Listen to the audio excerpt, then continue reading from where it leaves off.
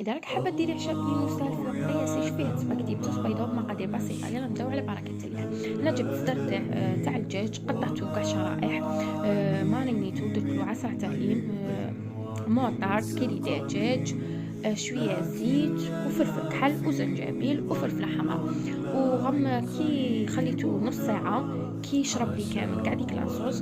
درتو يتقلى، غمستو في البيض ومن بعد في لاشابلو وقليتو.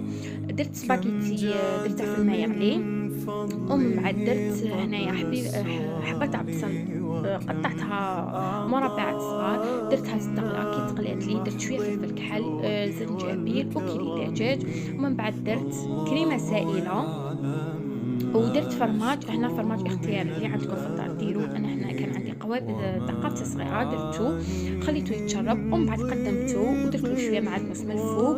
وهنايا في الاخير نتمنى تعجبكم وتجربوها. ما تنساوش تشاركوني في القناه وديروا لي جيم. سلام.